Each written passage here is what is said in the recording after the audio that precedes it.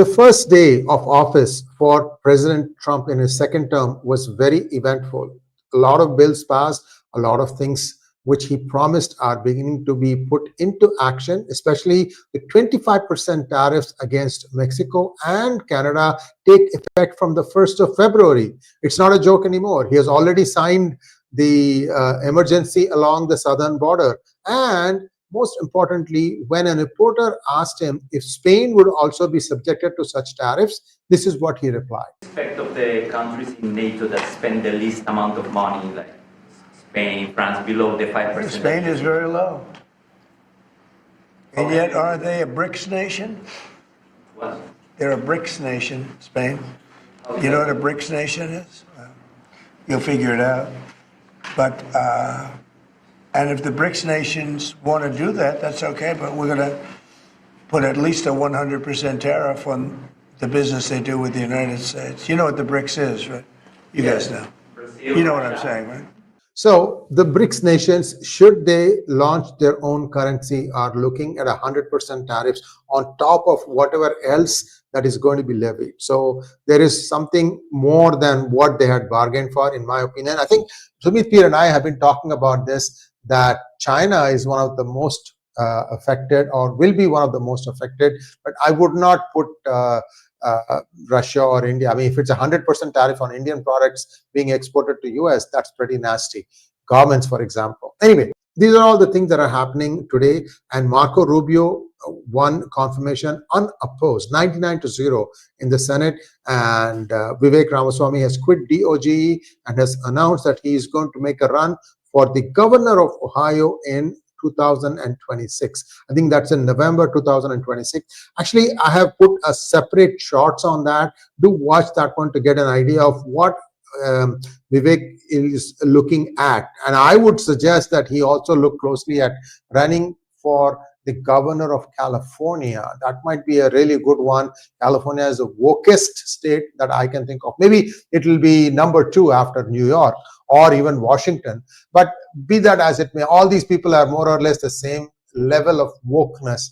And it would be nice if he could challenge the wokes in California. That's just my 2 cents. Now, what is Xi Jinping doing in the meanwhile? Looks like he's lashing out. And who is he lashing out at? Well, he's lashing out at any company which is trying to move its equipment out of China. And I'm going to show you one here where he is talking about putting new restrictions on tech and manufacturing companies such as Foxconn. Why Foxconn, you ask? Well, if you have been following my monologues, I've been telling you that the percentage of iPhone production in India was around 14 to 15%, and Apple intends to raise it to 25%.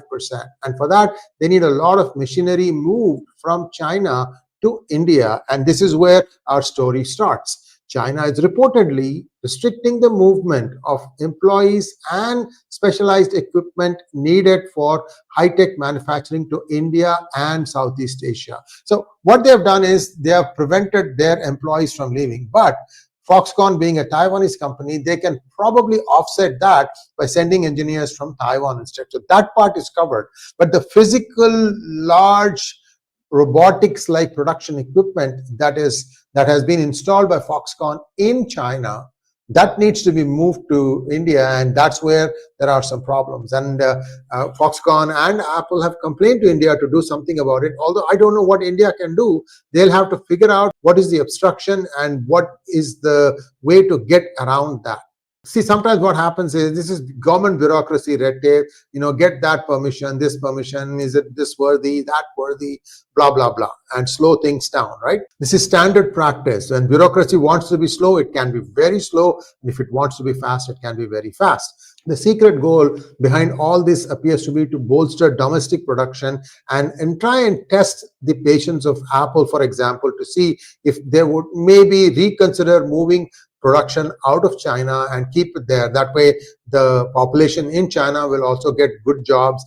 You get the idea. Right now, they are really, really getting desperate, and they are lashing out at India and Apple and Foxconn. That's all I can say.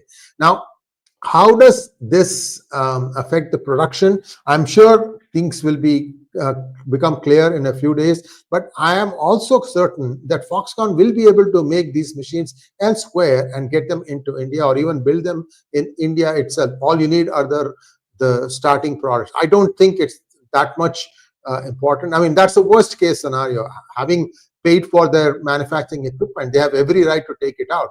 But be that as it may, if China is behaving like a rogue, it becomes a little bit harder. So just stay tuned. This is just the beginning of this battle. Now, Foxconn and Apple can come and ask India, but I don't know what India can do. India can help expedite the product once it reaches its shores. But of course, India can also put diplomatic pressure, and it could also talk to countries like US and try and see if they can nudge, because US means Apple. Apple can in turn talk to Trump, who, by the way, Tim Cook was at the oath-taking ceremony in the White House. So, who knows? That could also be possible. Either way, I think there are multiple attempts to try and sort this out. As always, the foreign ministry from China denies any such thing, and they are saying these are just routine restrictions, and we are trying to make sure that all the processes and rules are observed. This is standard bureaucracies to try and slow things down. The trend of companies relocating manufacturing from China began during Trump's first term. So that is almost 8 years ago. We told you about how Vietnam was a huge beneficiary of this, because they could just drive across the border and set up shop in Vietnam from China. That happened for some time. Then China tried to stop that also. Now what we are seeing is everywhere there is problem, and China also has a bigger problem. China, in anticipation of tariffs perhaps, has been constructing industrial parks in Mexico and hoping that because they are being manufactured in Mexico, that it could escape the tariffs. And that's going to be very interesting, because the 25% tariffs now is across the board for Mexico. So Mexico is going to be screaming, oh my goodness, my bananas are going to cost 25 cents more on the dollar. That's a very big hike.